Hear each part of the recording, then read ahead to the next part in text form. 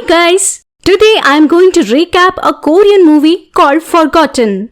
The film is about Jin, a 21 years old man who finds out a life-changing fact following his brother's kidnapping. He finds out that all of his life might be a lie. So, can he handle the truth?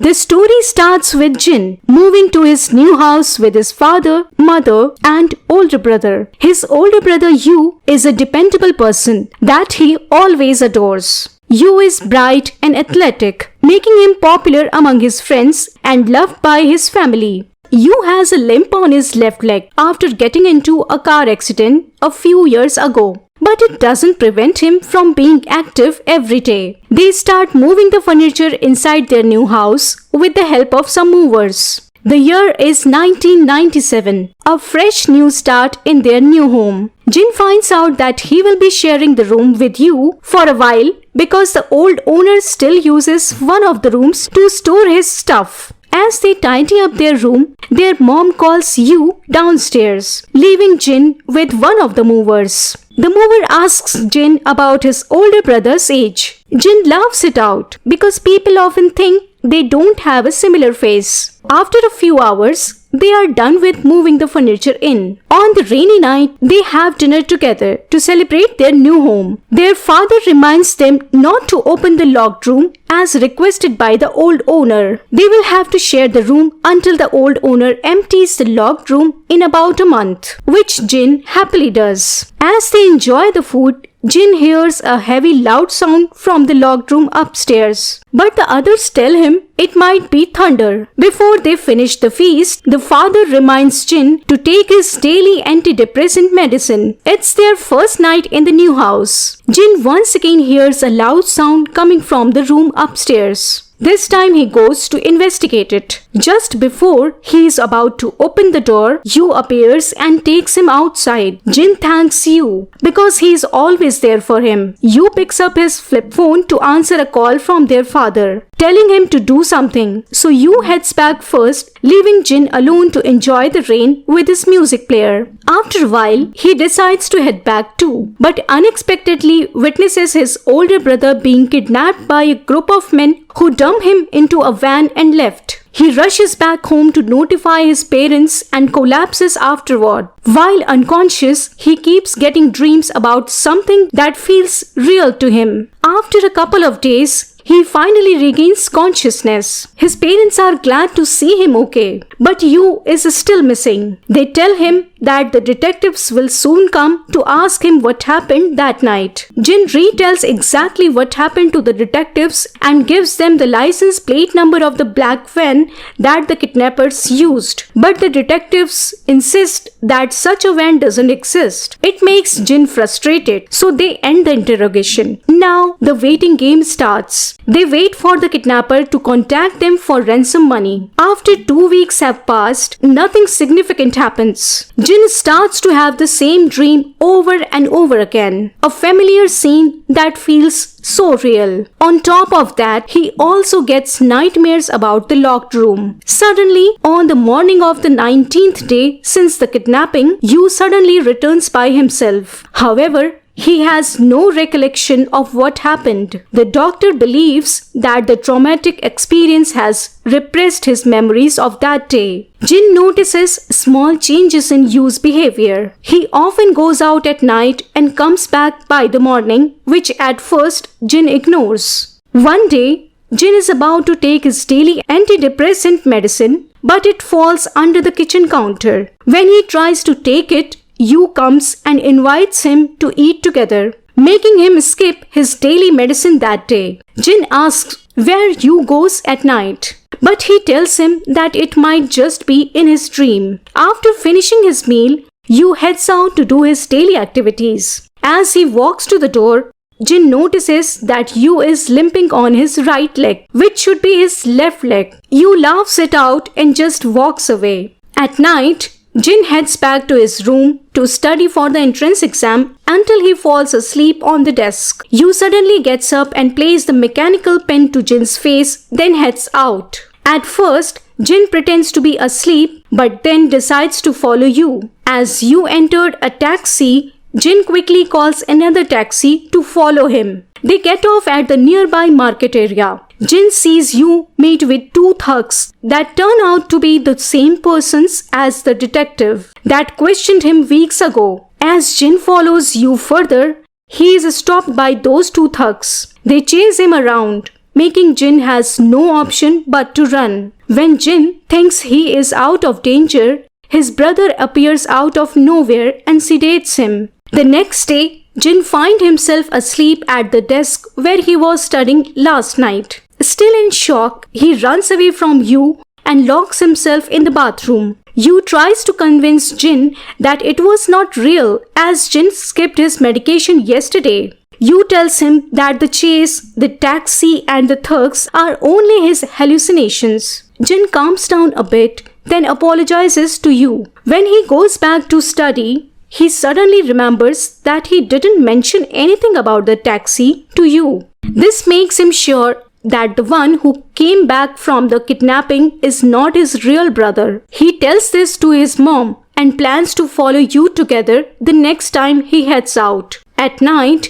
he has another nightmare about the locked room. When he wakes up and goes to the kitchen to get a glass of water, when he accidentally overhears his mother talking on the phone, telling Yu that Jin is starting to get suspicious of them. As Jin walks closer, the creak sound of the floor alerts her. Jin quickly runs outside to hide as the mother tries to find the sound source. The mother is convinced that it was Jin, so she goes upstairs to check his room. Jin quickly climbs up the outer wall under the rain to his room upstairs. He manages to tuck himself under the blanket before the mother gets there, but he is soaking wet and the window is open, making it clear that he came from it. The mother calls the father on the phone to tell him that her cover has been blown. Jin jumps out of the window. He meets the father at the gate, still trying to convince him that they are his family. But now, Jin is convinced that his parents aren't his real family too. Therefore, he runs away and rushes to the nearest police station while being chased by one of the thugs. After he reaches a nearby police station,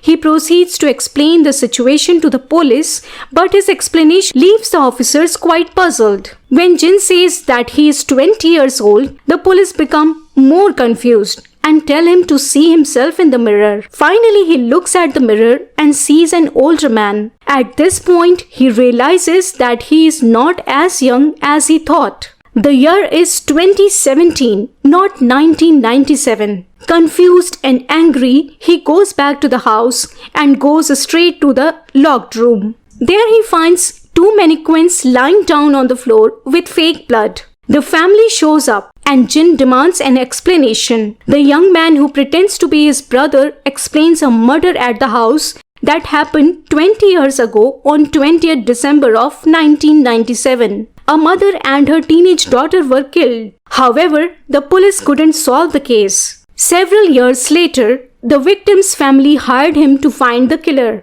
After some careful investigation, he was able to determine Jin as the murderer. Therefore, his team kidnaps him and tortures him to obtain a confession. However, he doesn't have any memory of being a killer. As a result, the young man decides to try hypnosis to make him remember. The team creates a new plan to make Jin return to his last happy memory and recreate the events that led to that fateful night. That way, Jin might remember what happened that night. Everything was going according to the plan until the police arrested the young man for fraud. They released him 19 days later. The mysterious sound from the locked room that he hears is the man's team reconstructing the murder scene. And to keep Jin under hypnosis, they gave him the special medicine that he takes daily. Although Jin believes in the story, he reassures that he never killed anyone. At a moment of confusion, he throws himself out of the van to run away. As he is escaping, he hits a truck in a moment of distraction. Lying on the ground, he starts to remember the past. During the flashback, Jin is with his real family in a car. But suddenly, they get into an accident. The car accident kills both of his parents and leaves his older brother in critical condition. The doctor tells him that his brother needs surgery soon. At that time, the country's economy was bad. Being only a high school graduate also doesn't help. He posts a message on an internet forum asking for a job. An anonymous user approaches him and offers him a job. He needs him to kill a woman in exchange for money. Desperate for money, he accepts. The anonymous user provides an address and instructions on how to enter the house. Jin is ordered to kill the woman and leave her 2 children unharmed. Inside the house, Jin starts to have second thoughts and is about to leave. However, the woman approaches him. When she sees Jin holding a knife, she screams. He tells her not to scream, which she obeys. However, the daughter walks downstairs and sees him. She panics and runs upstairs to hide. Jin goes after her and accidentally stabs her. Seeing the wounded daughter, the mother screams, making Jin panic and stab her. Right before Jin leaves the house, a little boy appears. Jin tells him to go to bed and count from 1 to 10 and wait for his mom. The boy does as he was told. As Jin walks outside, he looks at the family portrait and realizes that the house belongs to his brother's doctor. Jin meets up with the anonymous user. As he suspected, it was his brother's doctor. The doctor explains that he needs his wife's life insurance money to keep their kids out of the street due to the economic crisis. The doctor is angry when he finds out that Jin killed his daughter too. He tries to throw Jin from the rooftop, but he slips and falls to his death during the fight. The flashback is over and Jin regains consciousness at the hospital. The young man that pretends to be his older brother is waiting for him there. He is about to inject poison into Jin's IV when Jin finally confesses to the murder. He remembers every single detail now and tells him the truth. As Jin tells him the story, the young man reveals to him that he was a little boy on that night. He suffers a lot when he grows up in an orphanage and can't enjoy the insurance money as his relatives took everything away. The young man asks Jin who is the one who told him to kill his mother. He suspected his own father as he registered a bunch of insurance just before his mother's death. But Jin lies to him, telling him that it was his own doing. The man can read past Jin's lies and walks away with the bitter truth that he already suspected all along. In the end, they both can't handle the truth. The film ends with a very emotional scene where the young man leaves the room to jump out from a window while Jin injects himself with the poison. Thanks for watching. Make sure to subscribe and turn on notifications so you can watch more videos like this.